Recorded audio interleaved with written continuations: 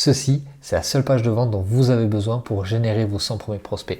La structure a été testée et optimisée. Elle a permis à nos clients de doubler le nombre de leads avec le même nombre de visiteurs. Et dans cette vidéo, je vous la donne étape par étape. Et je vais vous montrer les blocs indispensables à chaque page, pourquoi ça fonctionne et comment l'adapter à vos métiers respectifs. Mais avant de rentrer dans le vif du sujet, il faut comprendre ce que cette page est censée faire. Donc c'est pas une page qui est censée être jolie, c'est pas une page qui est censée plaire à votre boss, c'est pas une page qui est censée impressionner les concurrents. Elle a qu'un seul objectif, c'est de convertir le plus possible. C'est-à-dire que pour le même nombre de visiteurs, on veut optimiser et augmenter le nombre d'actions de ce visiteur, donc l'achat ou la demande de devis. Et peu importe votre service, les grands principes restent les mêmes. Pourquoi? Parce que la structure s'appuie sur la psychologie humaine et plus précisément sur la manière dont les gens prennent des décisions en ligne, tout simplement. Donc maintenant, on va passer sur mon écran et on va discuter de ces blocs qui sont importants. Donc le premier bloc, ça va être le héros. Donc David Ogilvy, il disait que 80% de notre budget, il était dépensé sur cette partie-là, c'est-à-dire que c'était 80% des résultats qui allaient être décidés sur les titres, sur les héros et les choses comme ça. Donc en général, comment on crée notre héros? On va d'abord montrer à la personne qu'elle est au bon endroit. C'est-à-dire qu'on a payé par exemple pour faire du Google Ads pour qu'il arrive sur cette page, on n'a surtout pas envie qu'il parte. Si il vient avec une idée en tête, l'idée c'est de le rassurer le plus vite possible. Donc on va d'abord parler du résultat qu'on apporte ici. Ici, sur la photo, on va essayer de mettre une image de la représentation mentale de la personne. Par exemple, si elle est venue chercher des panneaux photovoltaïques, elle pense à sa maison avec panneaux photovoltaïques sur ses toits. Et du coup, on va mettre une photo avec des panneaux photovoltaïques sur le toit. Ici, on va mettre les bénéfices. Si la personne cherche des panneaux photovoltaïques, elle a peut-être envie de réduire son électricité, de faire de l'investissement. Donc, on va reprendre les bénéfices ici. Et là, le call to action, le premier call to action, qui va être soit une demande de contact, soit une demande de devis.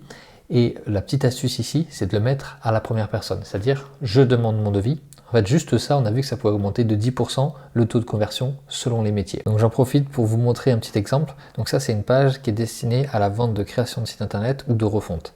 Donc même principe, on a le résultat ici.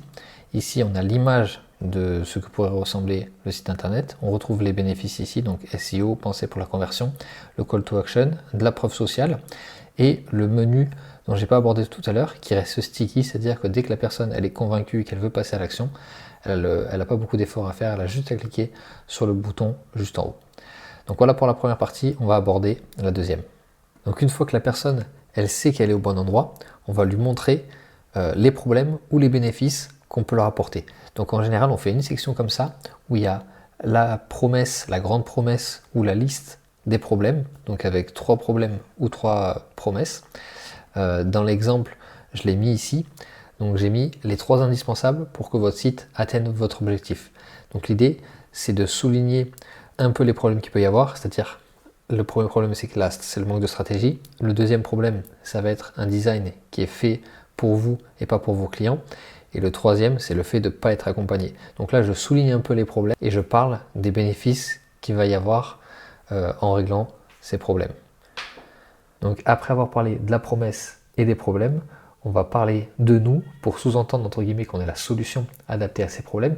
Donc là, ce que j'aime bien faire, c'est de mettre une photo de l'équipe, une photo de vous si vous êtes coach par exemple, pour rendre un peu ce côté humain, ou une photo du cabinet par exemple. Et ici, mettre des éléments de réassurance pour créer la confiance. Dans l'exemple, j'ai fait une petite partie comme ça, où je montre un peu l'équipe, je parle un peu de nous, du fait que ça fait 7 ans qu'on fait ça, et de notre manière de travailler. Donc la partie suivante, ça va être pourquoi nous. Donc l'idée ici, c'est vraiment de continuer dans la suite logique. La personne, elle a vu les problèmes, elle nous a vu, elle a vu qu'on peut l'aider, et là l'idée c'est de montrer pourquoi nous, plutôt qu'un autre, une fois qu'elle a compris qu'on allait l'aider. Donc là, on va mettre en avant, par exemple, l'expérience. Le cabinet existe depuis 10 ans, depuis 20 ans. L'expertise, par exemple, si vous êtes expert dans un domaine particulier, ça peut être intéressant de le mettre ici. Les avis clients. L'idée, c'est vraiment de créer de la confiance, de mettre en avant les avantages de votre boîte pour consolider la confiance et un peu de se différencier des concurrents. Donc dans l'exemple, j'ai mis 4 éléments. Donc l'expérience, l'expertise, les avis clients et le côté support. La section suivante, c'est comment ça marche. Donc là, c'est tout simplement les étapes pour travailler ensemble. Donc c'est-à-dire de faire une demande de devis par exemple, de faire un premier call, qui vont recevoir une proposition, et ensuite de travailler ensemble. Ensuite, ça va être nos réalisations.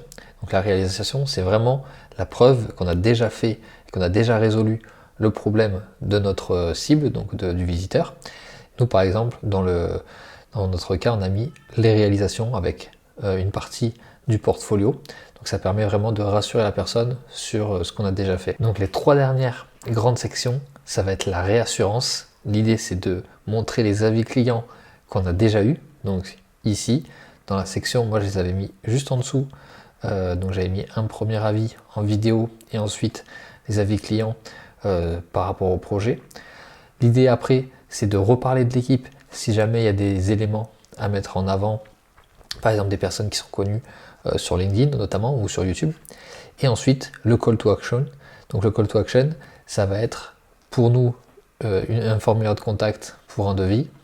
Donc tout simplement avec le numéro de téléphone, notre adresse et avec le bouton qui reste sticky pour que la personne puisse nous contacter. On arrive donc sur la fin de la vidéo. Si ça vous intéresse d'aller plus loin, je vous propose un rendez-vous, le lien est dans la description.